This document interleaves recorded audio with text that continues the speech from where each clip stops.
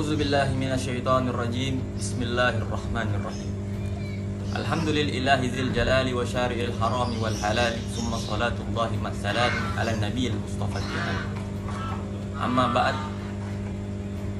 Saya Zain bin Ali bin Smith selaku keluarga dari Habibana Bahar bin Ali bin Smith, dan juga saya sebagai perwakilan dari keluarga besar Tajul Alamin, dan juga sebagai perwakilan daripada keluarga besar bin Smith, bahwasanya kami sebagai selaku keluarga sangat menolak keras terhadap ketidakadilan yang telah dilakukan oleh rezim baik polisi ataupun pemerintah kepada guru kita Habibana Bahar bin Ali bin Smith. Ada 3 keberatan yang kita sangat-sangat keberatan. Yang pertama, keberatan ketika penjemputan Habibana Bahar bin Ali bin Smith.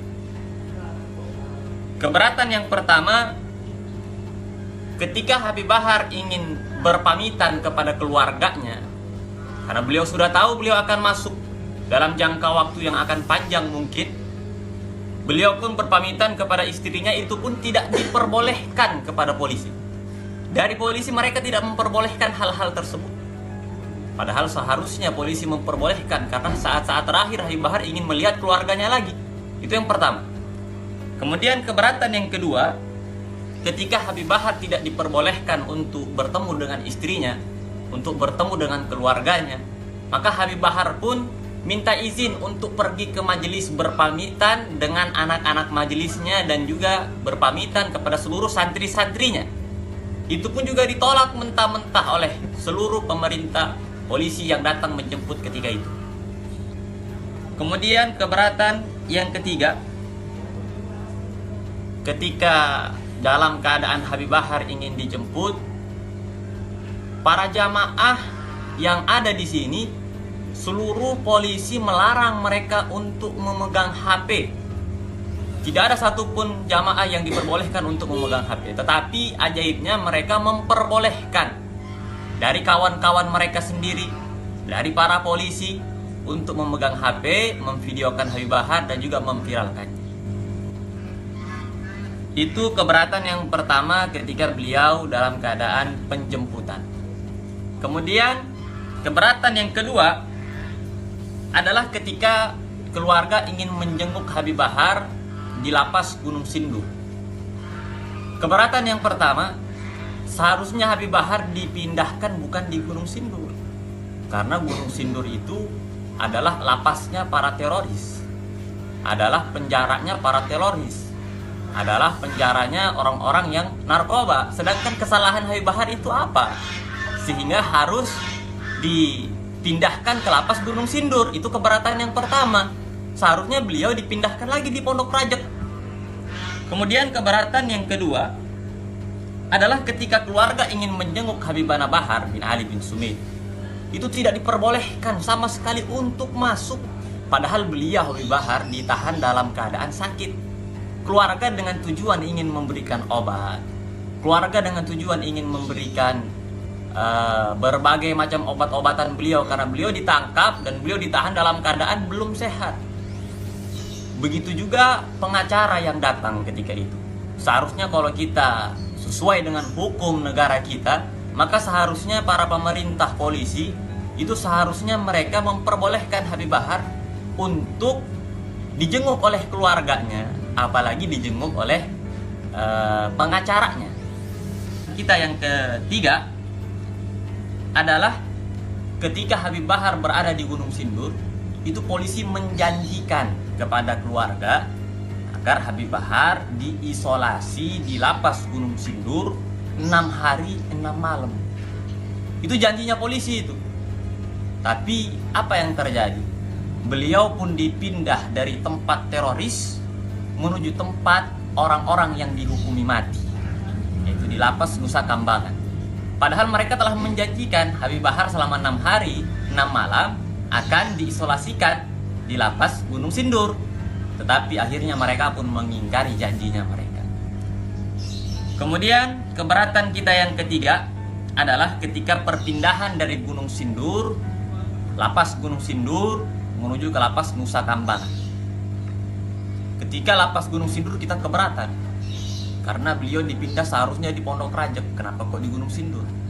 Dan lebih keberatan lagi ketika beliau dipindahkan berada di lapas Nusa Kambangan. Karena itu lapas yang sangat-sangat ketat. Karena itu lapas adalah di mana ditahannya para pembunuh-pembunuh, adalah di mana ditahannya orang-orang yang telah dihukumi seumur hidup, narkoba, teroris. Sedangkan kesalahan Habib Bahar apa?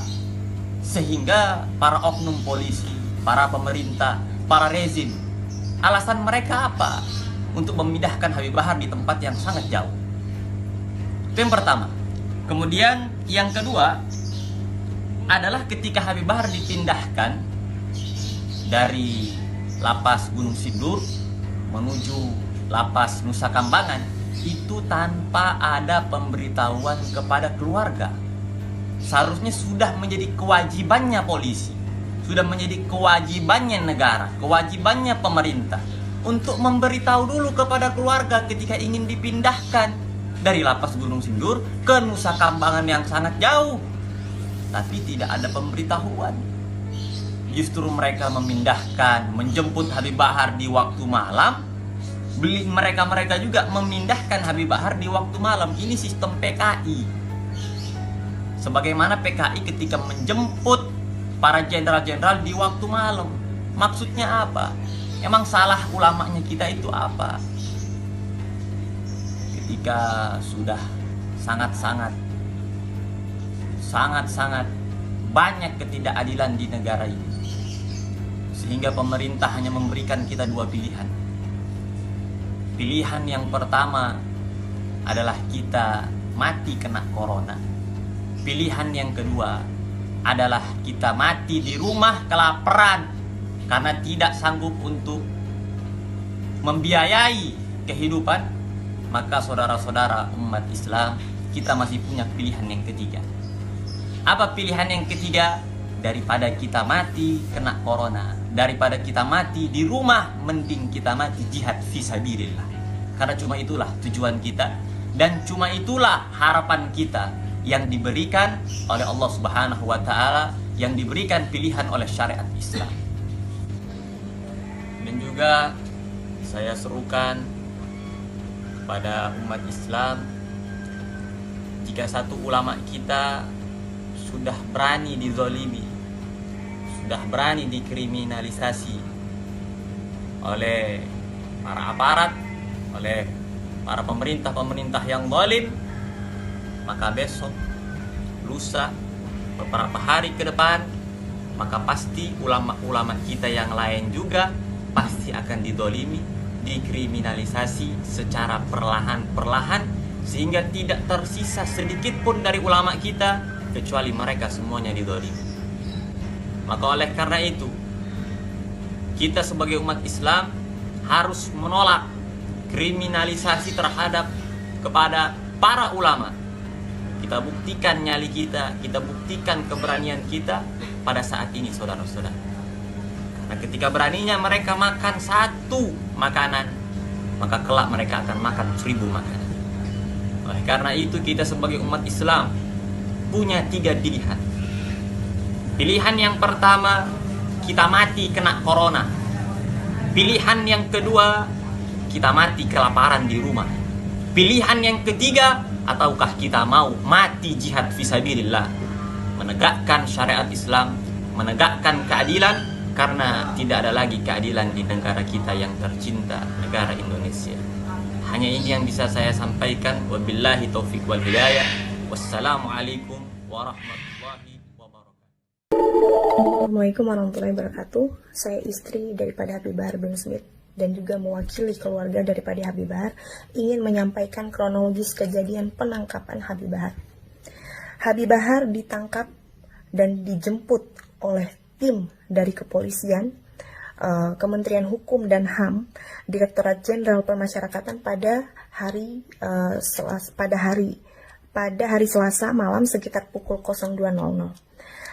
Habib Bahar dijemput dengan cara yang sangat-sangat berlebihan, dengan dijemput oleh polisi pasukan, polisi bersenjata lengkap dengan mengenakan mobil yang sangat banyak pada saat itu, ada puluhan mobil, dan Habib Bahar pada saat itu ingin meminta izin untuk berpamitan kepada saya, istrinya, dan juga orang tuanya. Itu tidak diperbolehkan, sama sekali tidak diperbolehkan untuk pamit.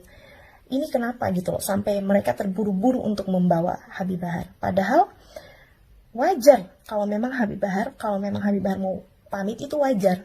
Pamit ke orang tuanya dulu atau pamit ke istrinya itu wajar, tapi tidak diperbolehkan sama sekali.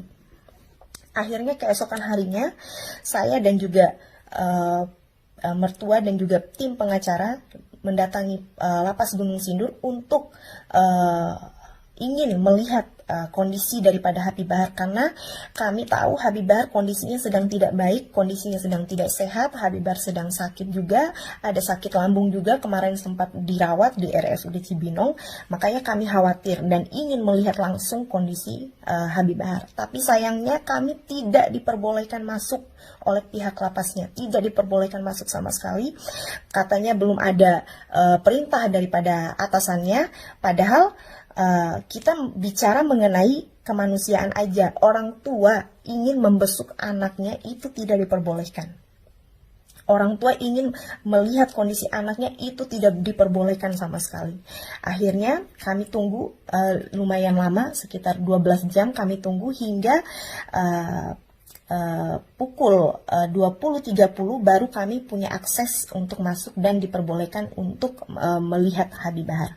Dan di situ kami bertemu Habib Bahar. Alhamdulillah kondisi Habib sehat, kondisi Habib tidak ada yang perlu kami khawatirkan pada saat itu. Tapi justru yang kami khawatirkan itu proses pengambilan darah Habib Bahar. Ya, Habib Bahar ini sempat diperiksa kesehatannya dan sempat diambil juga darahnya. Itu sangat-sangat mengkhawatirkan kami pihak keluarga, karena memang kami dan juga pengacara tidak diberitahukan, tidak ada pemberitahuan mengenai pengambilan darah, dan kami tidak ada di situ pada saat pengambilan Habib Bahar diambil darahnya. Kami tidak ada di tempat itu gitu loh. Dan kami menyayangkan, kami takutnya, kami khawatirnya ini ada proses ini terjadi hal-hal sabotase yang mungkin bisa membahayakan kondisi daripada Habib Bahar. Itu yang saya khawatirkan, karena memang ini pengambilan darah ini kita tidak tahu ini pengambilan darah apa, dan juga kita tidak tahu ini suntikan apa yang dimasukin di tubuh Habib Bahar ini. Kami tidak tahu, kami khawatir, kami takut ini pengambilan darah atau suntikan ini berbahaya buat Habib. Kita takutnya Habib bakal diracun atau apa. Kita takut, kita khawatir, karena kami tidak ada di situ. Kalian mengambil darah Habib Bahar diam-diam tanpa sepengetahuan kami, dan kami pun tahu itu lewat foto yang beredar gitu. Akhirnya kemudian keesokan harinya tiba-tiba kami dikagetkan lagi dengan kabar bahwa Habib Bahar dipindahkan ke Lapas Batu Nusa Kambangan, Cilacap, Jawa Tengah. Kami kaget, kami di situ shock, karena memang pada saat pertemuan kami dengan Habib Bahar malam itu kami sempat menanyakan kepada pihak lapasnya mengenai pembesukan, apakah kami bisa besuk lagi besoknya, keesokan harinya. Tapi mereka bilang Habib belum bisa dibesuk karena memang Habib lagi menjalani proses karantina selama 6 hari, dan itu dilakukan di Lapas Gunung Sindur. Kami kaget, kok tiba-tiba Habib dipindahkan ke Lapas Nusa Kambangan. Kami kaget karena memang di sini saya khawatir Habib kondisinya di sana jauh, tidak bisa kami jangkau, dan kami khawatir dengan keadaan Habib yang sekarang ini lagi sakit. Kami tidak bisa memberikan Habib obat, tidak bisa memberikan Habib kebutuhan Habib yang lain. Kami khawatir dengan kondisi Habib gitu loh. Dan kami tidak bisa menjamin bahwa orang-orang di dalam lapas sana bisa menjaga kesehatan Habib. Itu yang kami khawatirkan. Makanya saya berharap di sini saya meminta keadilan seadil-adilnya untuk suami saya. Saya meminta keadilan benar-benar ditegakkan untuk suami saya. Suami saya bukan seorang pecundang, suami saya bukan seorang pengecut yang selama ini suami saya taat sama hukum, dan apapun dia terima resiko dengan apa yang dia sampaikan. Tapi saya tidak terima kenapa harus dipindahkan sejauh itu.